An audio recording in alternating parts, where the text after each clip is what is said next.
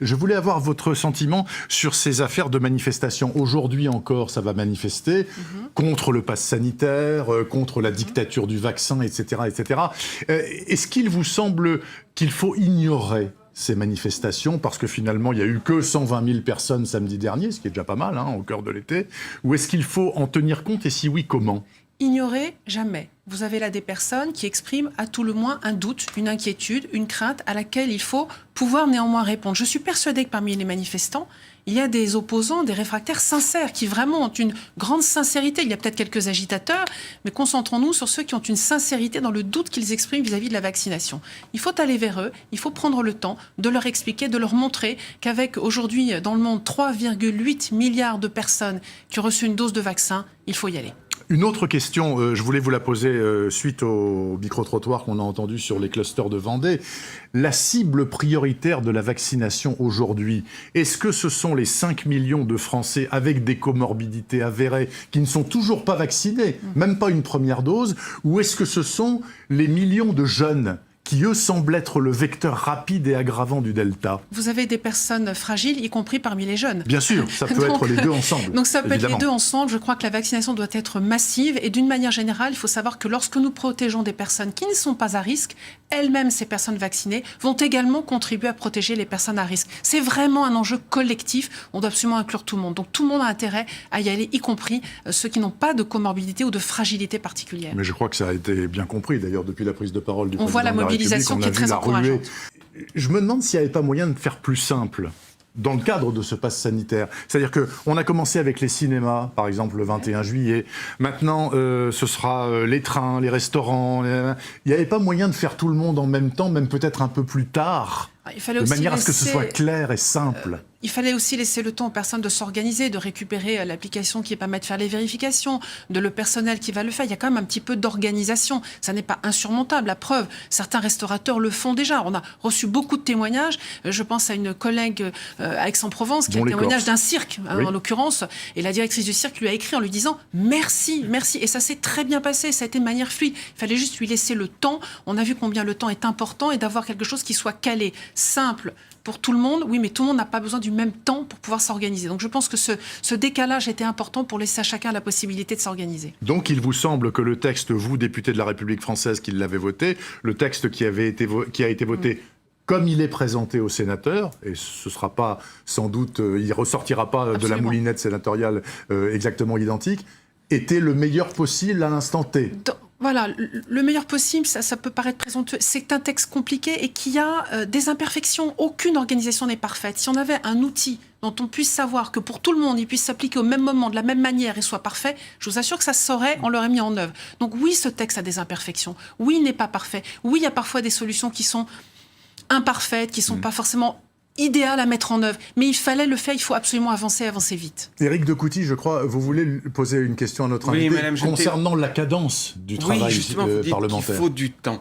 Est-ce que vous ne pensez pas, il faut du temps, c'est ce que vous avez dit pour la mise en place, mais est-ce que vous ne pensez pas qu'il y a une contradiction entre ce temps nécessaire, on voit bien, et une forme de précipitation? Première question. Et la deuxième question, est-ce que vous ne craignez pas, on en a parlé tout à l'heure, mais je ne suis pas le seul à dire ça, qu'il y a un risque aujourd'hui, à cause de cette précipitation, que le texte soit retoqué, recalé en tout ou partie par le Conseil constitutionnel, ce qui vous obligerait, d'une part, à revenir de vacances, mais aussi à retravailler encore ce texte et à remettre à plus tard encore la mise en œuvre de ce pass. Alors d'abord, heureusement que nous avons un Conseil constitutionnel, et par rapport à tous ceux qui d'ailleurs prononcent et avancent le nom de dictature sanitaire, je leur rappelle qu'il y a beaucoup de pays dans lesquels il n'y aura pas de Conseil constitutionnel pour corriger les textes. Donc ça, c'est une excellente chose, et tant mieux.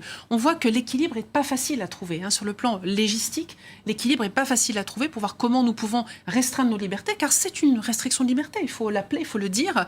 Comment nous pouvons le faire pour que ce soit acceptable? Je rappelle que, pour donner un comparatif, en 1975, on avait un énorme débat sur la ceinture de sécurité, avec des livres entiers qui sont sortis en disant avec le titre « Cette ceinture qui tue ». Donc il y avait un doute réel et sincère sur l'efficacité et l'utilité de ce dispositif. Aujourd'hui, plus personne ne le remet en question.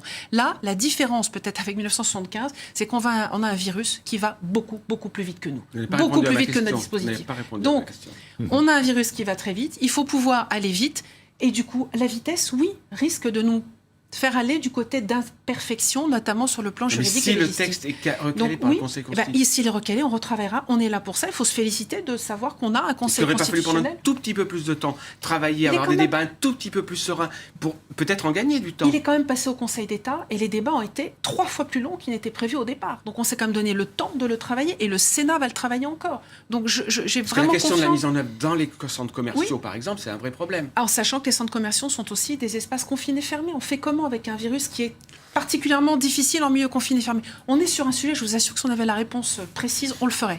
En tout cas, ce qui est sûr, c'est que cette affaire de passe sanitaire prouve à l'envi, à contrario aussi, que on dit toujours oh, les parlementaires sont lents, ils travaillent pas, ils mettent des plombes pour décider quoi que ce soit. Là, c'est la preuve par 9 que. Et nous étions parfois, très nombreux en séance, nous étions très nombreux, y compris avec des personnalités qu'on ne voit jamais d'habitude en séance. Je ne veux pas citer le nom, mais que nous avons vu participer au débat, comme quoi le débat était intéressant, nourri, que c'était un véritable débat qui a permis d'enrichir le texte. Même si vous avez eu quelques problèmes pour le vote à l'Assemblée, parce qu'il y avait les troupes n'étaient pas aussi importantes que ça. Dans tous les groupes politiques d'ailleurs, dans tous les groupes politiques, le groupe LR a annoncé qu'il allait s'abstenir et quand vous voyez les positions de vote, il s'est majoritairement exprimé contre.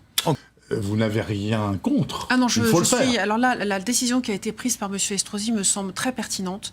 Je pense que c'est une très bonne chose, d'autant plus que ce centre de vaccination dédié aux 12-17 ans sera forcément un espace de dialogue avec les parents, de nature également à les rassurer, à leur expliquer la démarche et le pourquoi et l'intérêt de vacciner leurs enfants. Je pense que c'est une excellente chose.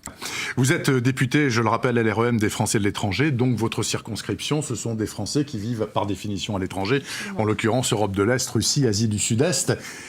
Le problème est le suivant, ce sont des gens qui, cet été, peuvent venir, ont peut-être envie de venir dans l'Hexagone, en vacances ou voir de la famille. Ils ont été vaccinés dans leur pays, en Corée, au Japon, en Russie, etc. Mais ils ne peuvent pas rentrer dans le système informatique de notre passe sanitaire à nous. Absolument. Le problème Donc, du coup, ils sont obligés de faire des tests en continu s'ils viennent en France, sinon ils ne peuvent rien faire. Alors, pas tout à fait. Le problème a été parfaitement identifié, reporté au gouvernement. 3 cas. Ceux qui n'ont pas été vaccinés, d'abord, ont accès gratuitement à la vaccination en France. Ça, il faut le dire et le répéter. Tous les Français de l'étranger qui rentrent non vaccinés ont accès gratuitement à la vaccination. Oui. Deuxième cas, ils ont été vaccinés avec un vaccin homologué par l'Union européenne. Je pense au Canada, aux États-Unis notamment, Singapour et quelques autres pays. Ceux-là auront accès à un outil informatique qui, sur la présentation des documents authentiques de vaccination, leur permettra d'obtenir le pass européen. Mais cet dès outil maintenant, là, sera c'est bon. Alors, cet outil complet et simple sera disponible là dès la promulgation de la loi. En attendant, on a un certain nombre de centres, car il existe une procédure dans Vaccin Covid, le système d'information, et si on va par exemple au centre de vaccination de l'Hôtel de Ville de Paris, ils savent faire et vous convertir automatiquement votre vaccination américaine ou canadienne dans le pass sanitaire européen. Rappelons qu'aux États-Unis, les différents États américains ont chacun un pass sanitaire différent qui ne communique pas entre eux. Donc vous allez du Nevada au Kentucky et ça ne communique pas entre eux. Bon. Donc on est quand même bien content en Europe d'avoir un système qui fonctionne. Troisième cas. Ceux qui ont été vaccinés avec un vaccin non homologué par l'Union européenne. Alors eux, pour le moment, un dispositif OMS validé par l'OMS est en cours de validation par le professeur Fischer, que tout le monde connaît maintenant, qui leur permettra de recevoir une dose de vaccin unique, de vaccin ARN messager, et leur permettra, sur cette vaccination unique, d'obtenir leur passe sanitaire. En attendant, ils sont soumis au test PCR toutes les 48 heures, ou bien, il y a aussi une autre solution, c'est qu'ils puissent faire, le ministre a répondu à une question sur un amendement que j'avais déposé en séance là, il y a quelques jours, ils peuvent faire une sérologie, et sur la base de cette sérologie, si elle est positive, on leur fait une dose unique de vaccin ARN, et ils auront leur passe sanitaire sous 7 jours. Donc, excellente nouvelle. Plein de bonnes solutions. Excellente nouvelle, parce que tout était bloqué il y a 10 jours, et tout est en train de se débloquer visiblement. Nous avons bien poussé, on remercie le gouvernement d'avoir entendu la particularité. C'est 3 millions de Français qui habitent à l'étranger, c'est pas rien. dont certains n'ont pas pu revenir en France depuis 2 ans. Donc ils sont très nombreux à revenir cet été. Merci infiniment Anne Génotet, députée à LREM des Français de l'étranger. Sur LCI ce samedi matin 24 juillet, je vous souhaite de bonnes vacances si vous en prenez. J'attendrai le rendu du Conseil constitutionnel pour partir.